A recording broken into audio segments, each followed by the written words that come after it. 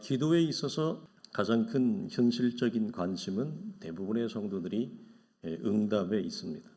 특별히 이제 개인적으로 기도에 열심히 있다든지, 한국 교회는 기도에 열심히 세계 어느 나라에 비해서도 뒤지지 않는 나라이기 때문에 전통적으로 한국 교회는 응답에도 큰 관심을 가져왔고 이 부분에도 다양하게 소개가 되어졌던 것이 사실입니다. 응답은 여러분 한 가지로만 오지 않고 다양하게 옵니다. 여러 가지로 온다는 얘기죠. 왜 다양하게 올까요? 하나님이 단조롭지 않기 때문에 그렇습니다. 하나님이 단조롭지 않다는 말은 그분은 우리가 생각하고 상상하는 것보다 훨씬 더 크고 위대하기 때문에 한 가지 방식으로만 기계적으로 똑같은 채널로 말씀하지 않습니다.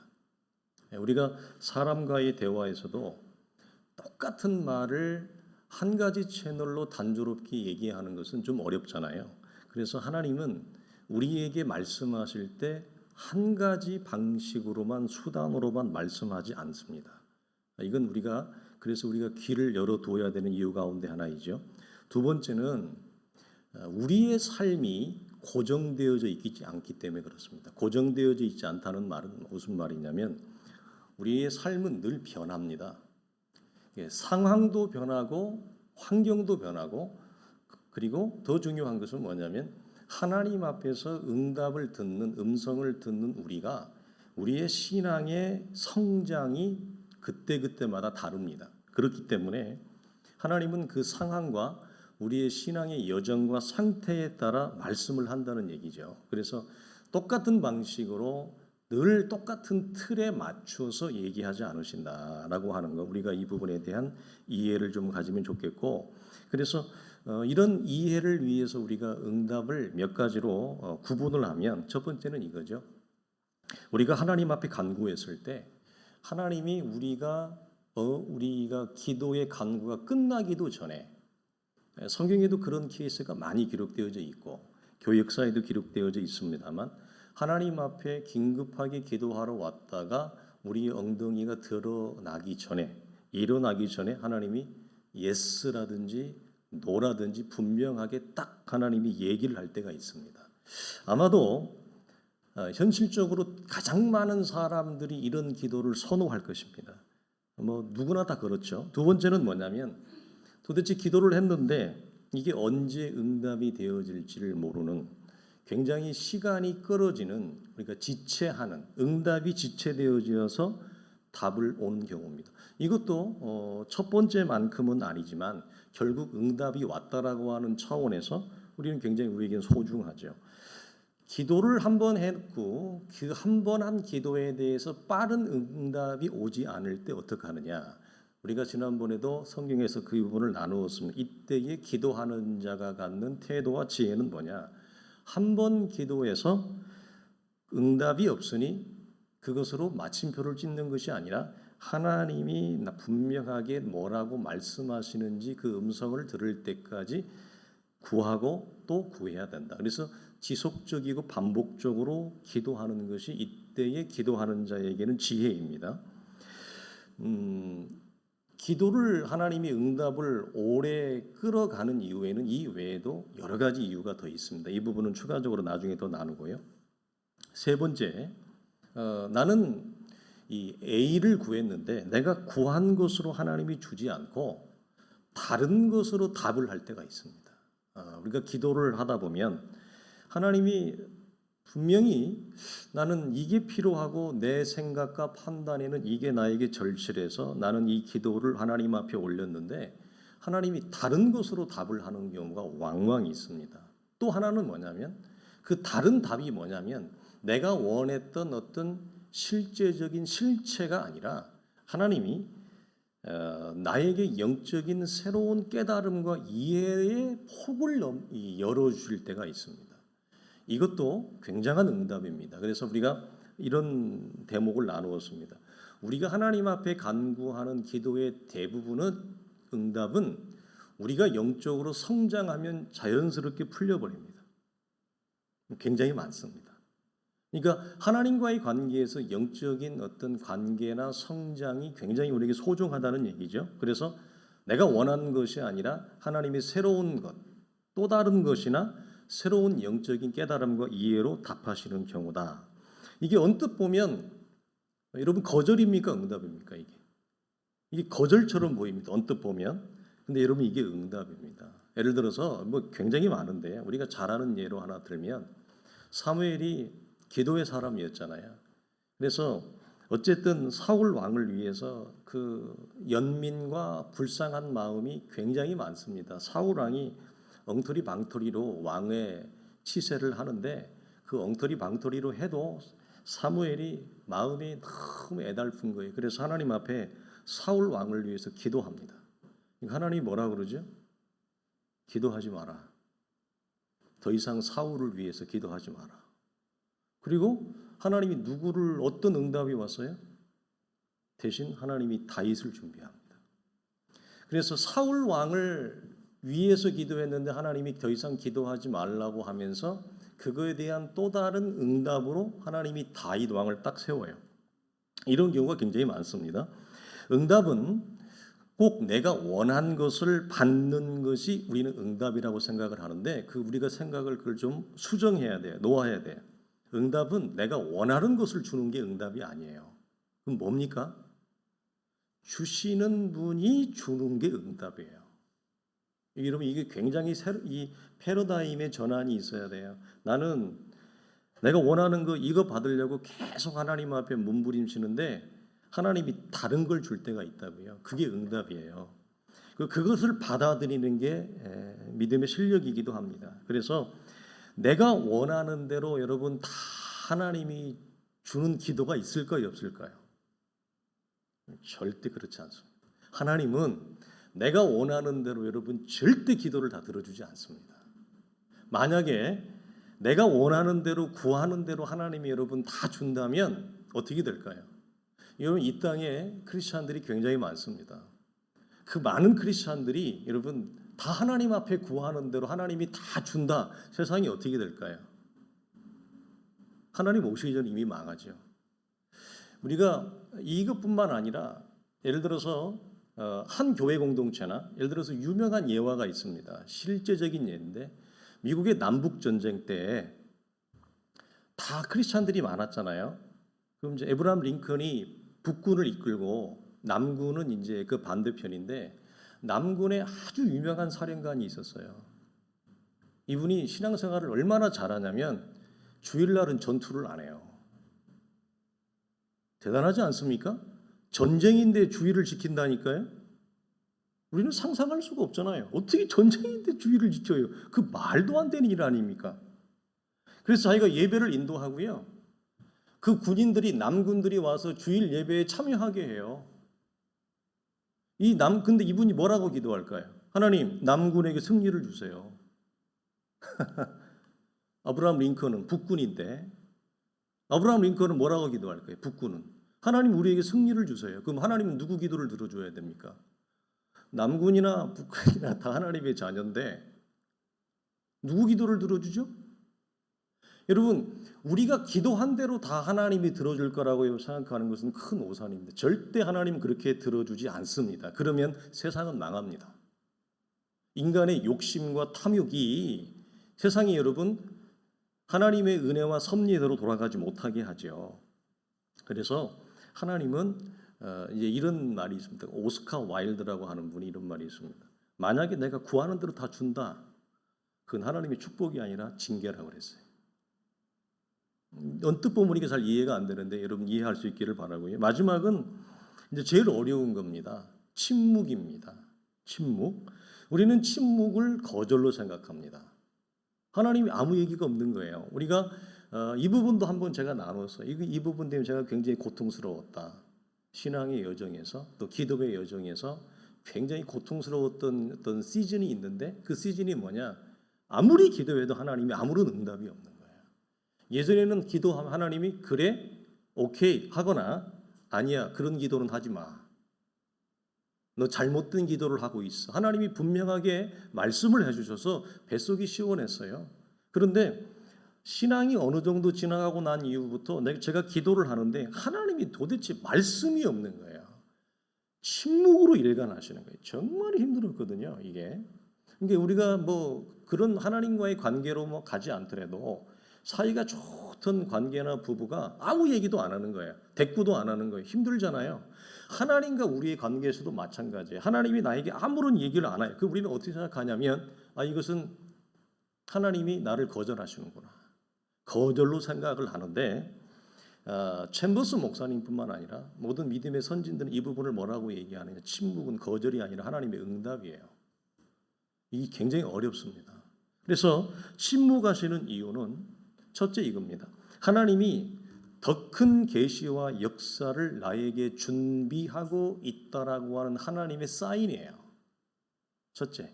두 번째는 뭐냐면 제가 여러분에게 한번 제가 주관적으로 경험한 사례도 여러분에게 나누고 전달해 드린 거죠. 하나님이 네가 나를 알고 나를 따라온 지가 이쯤 되었는데 너는 아직도 이 옛사람의 상태와 옛사람의 삶의 걸음에서 너는 빠져나오고 있지 않구나.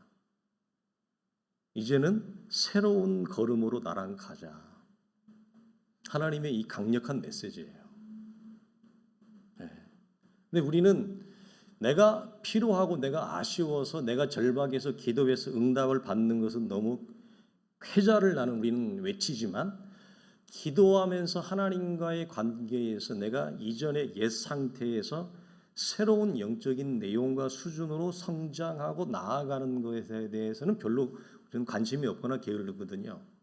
응답 받는 것에 주목적이 있다 보니까 그래서 하나님이 여러 은혜와 복을 주셔서 믿음의 여정이 꽤나 오래되었음에도 불구하고 도대체 그 옛 상태와 질서에서 벗어나지를 못하고 옛 옷을 그대로 입고 있는 거예요. 이 아이가 어린아이의 상태에 있는 거예요.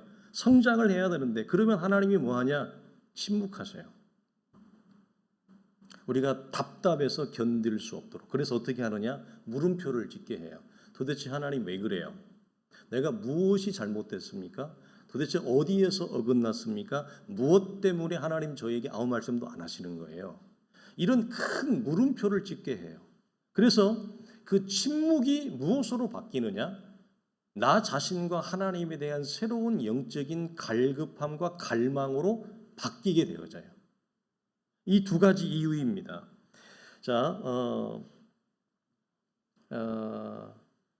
그래서 이때에 제일 갈등하는 것은 뭐냐면 우리가 영적으로 시리에 빠지고 영적으로 좌절하고 낭만합니다. 대부분의 사람들은 뭐 누구나 말할 것이 없어요. 왜냐하면 응답이 왔다가 하나님이 침묵하시니까 그 소통의 부재는 굉장한 영적인 좌절과 낙담으로 찾아와요.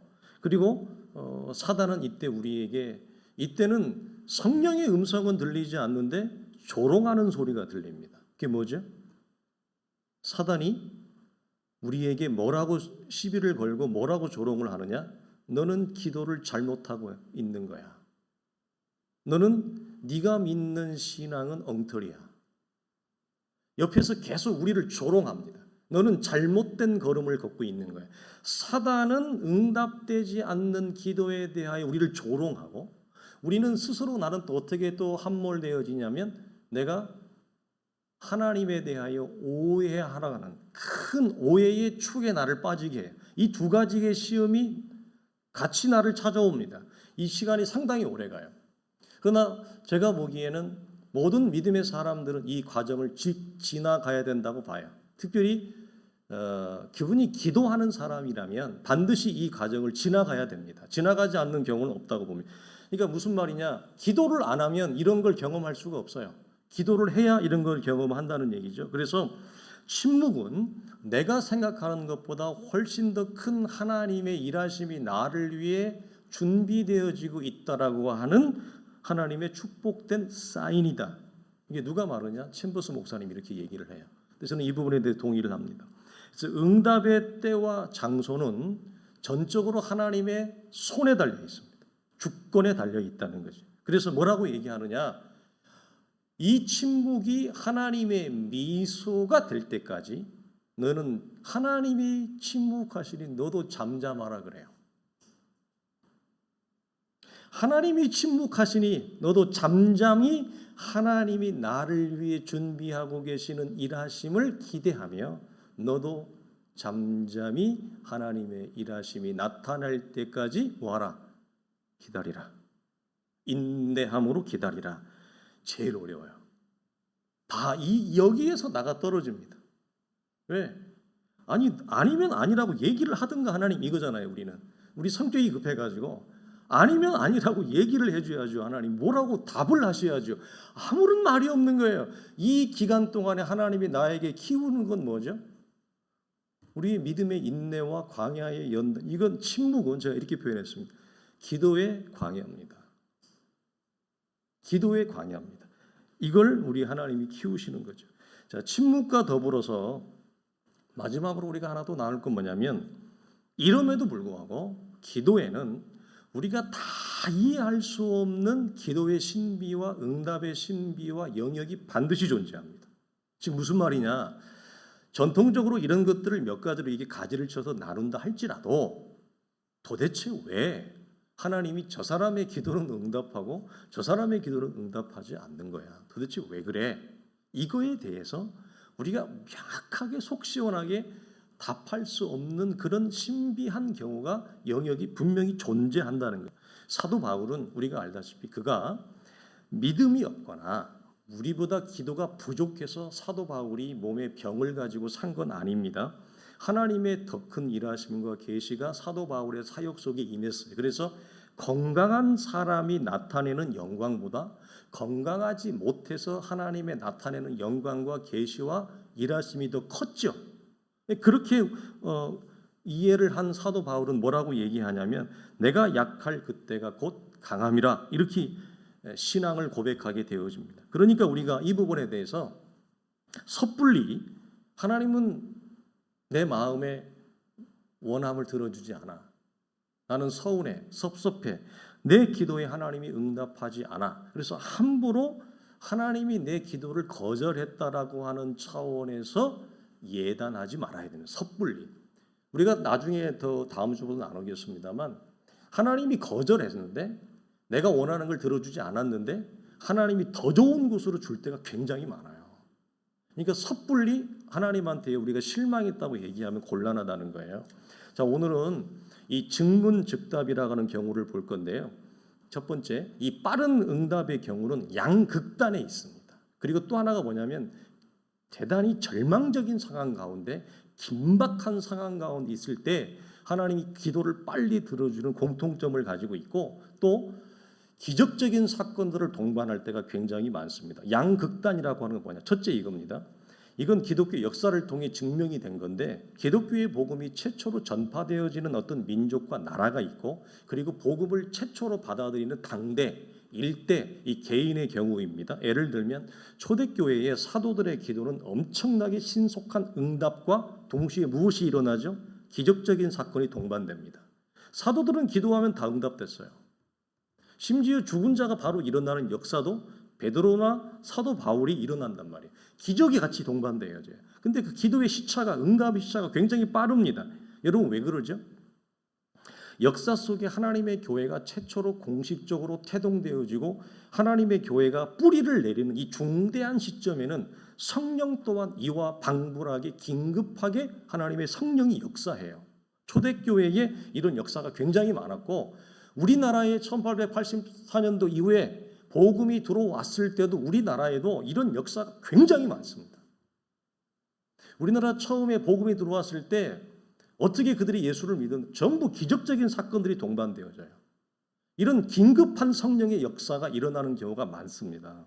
예를 들어서 중국이 공산화되면서 제가 유학 당시에 중국 지하 교회의 최고 지도자가 미국으로 망명했다가 중국 공안들이 이 사람을 이제 잡아서 죽이려고 하니까 제가 아는 우리 선교사님도 중국 공안들이 죽였죠.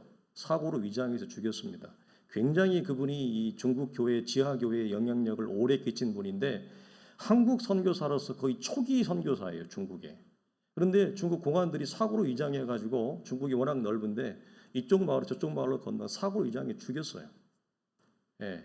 근데 이분 제가 성함을 모르는데 이분이 그 저희 학교에 와 가지고 이분이 영어가 안 되니까 이제 그 통역관을 데려오고 그 다음에 보디가드도 데려와 가지고 이 중국의 복음화에 대해 설명을 하는데 우리가 잘 아는 대로 중국이 공산화가 되어지면서 대부분의 선교사들이 추방당했습니다. 그리고 늦게 추방당한 사람들은 홍콩이나 대만이나 싱가포르로 피했습니다.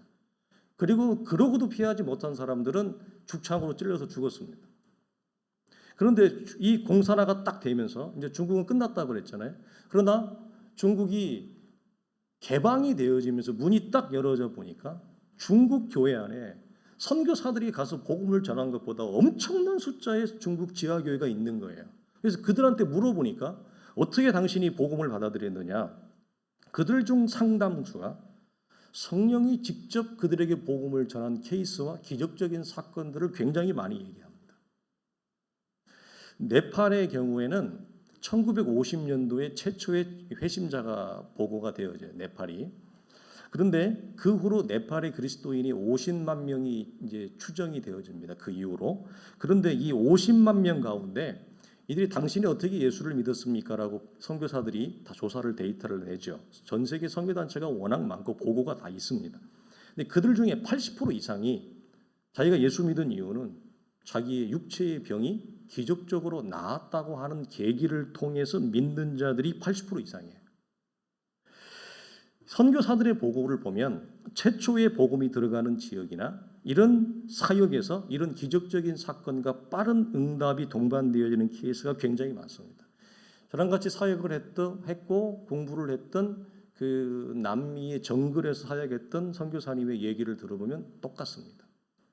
그래서 나중에 이분이 신대원 졸업하고 다시 이제 그분도 저랑 같은 방에 있었는데 이제 남미 이분은 정글 속에 들어가 사역을 하다가 순교를 했습니다. 너무 이 과하게 몸을 돌보자. 이분의 성향이 원래 그래. 자신의 몸을 돌보는 스타일이 아니에요. 그래서 정글 속에서 깊이 사역을 하다가 이분이 먼저 돌아가셨죠.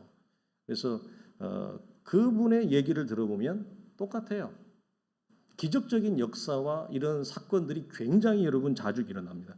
이것은 뭐 우리가 성경적으로 어떻게 해석할 수 있냐면 복음이 뿌리 내리지 않은 지역에 죄와 사망의 권세가 통치하고 있는데 그 통치의 권세가 무너지고 하나님의 나라의 의와 생명이 임했다라고 하는 복음의 실제적인 사건이 기적으로 빠른 응답으로 드러나는 사건을 보여주는 거예요.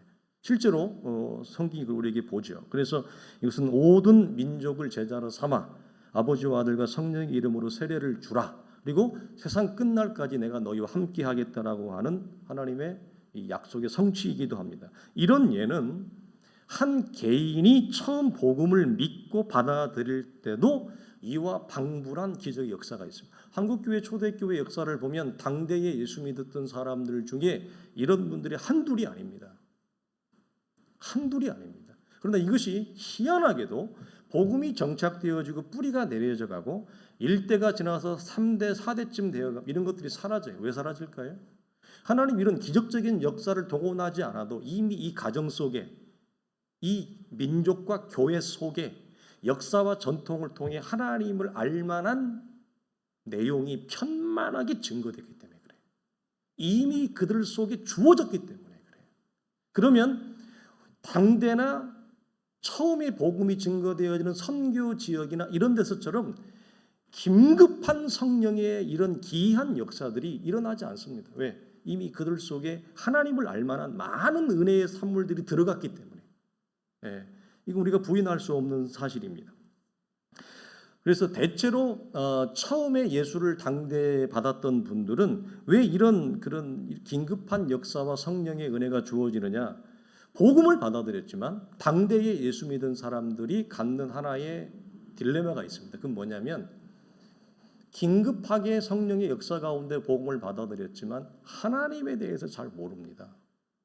즉 하나님의 살아계심에 대해서 불분명한 케이스들이 많아요. 그리고 희미해요. 선명하지 않아요. 정말 하나님이 살아계신가?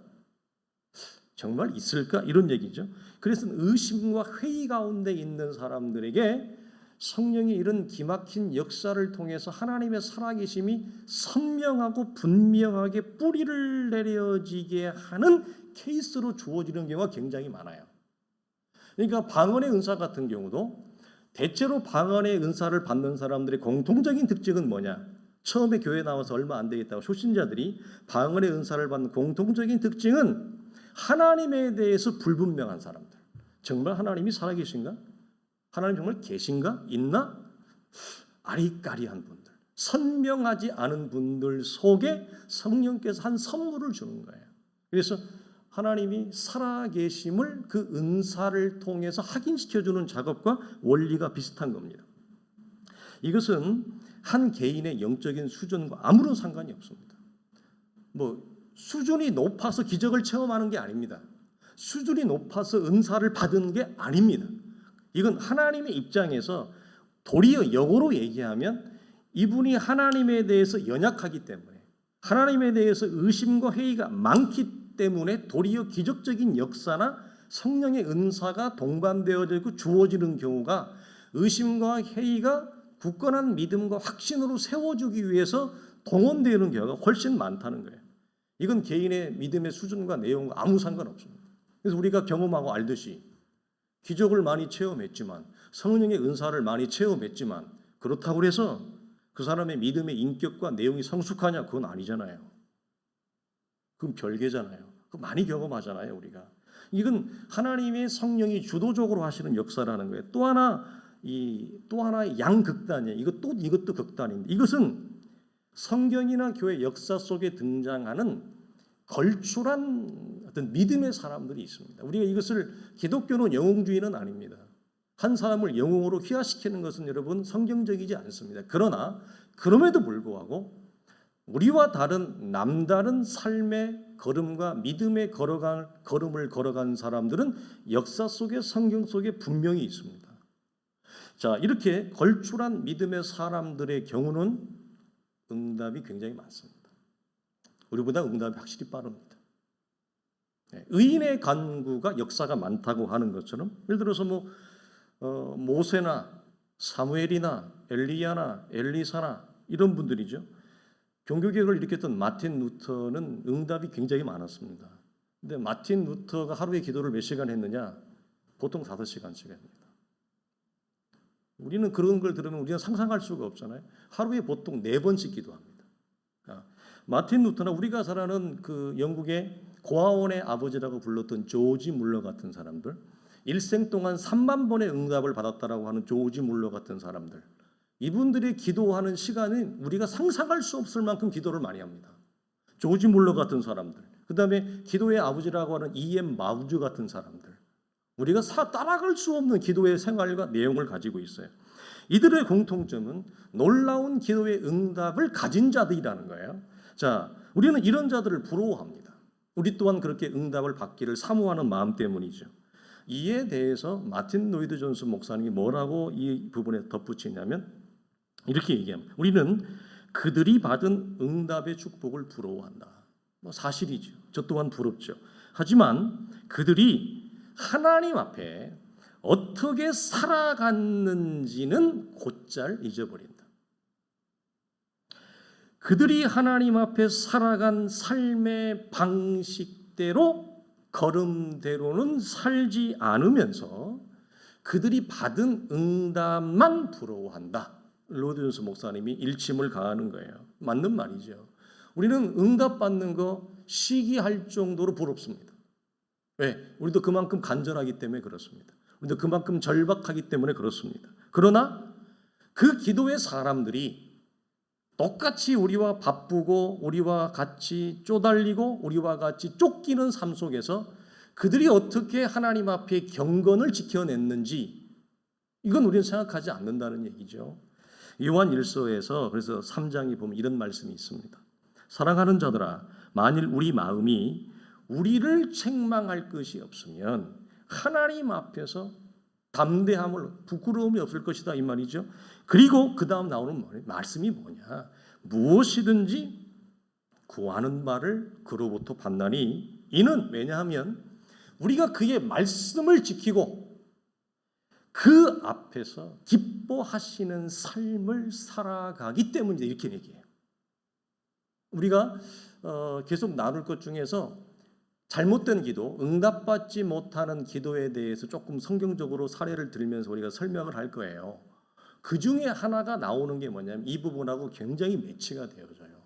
응답을 받는 성경의 신약의 구약이나 응답을 받는 사람들의 삶의 방식 가운데서 이 부분하고 딱 매치가 되는 것들이 굉장히 많습니다. 그래서 우리는 빠른 응답을 누구나 사모합니다. 그렇다면 응답만 사모할 것이 아니라 우리 앞에 걸출한 믿음의 삶을 살아갔던 믿음의 선배들이 걸었던 그들의 삶의 방식과 삶의 경건을 우리도 우리 것으로 해야 되는 그런 신앙적 싸움이 우리 속에 먼저라고 하는 말씀을 드립니다. 기도하겠습니다.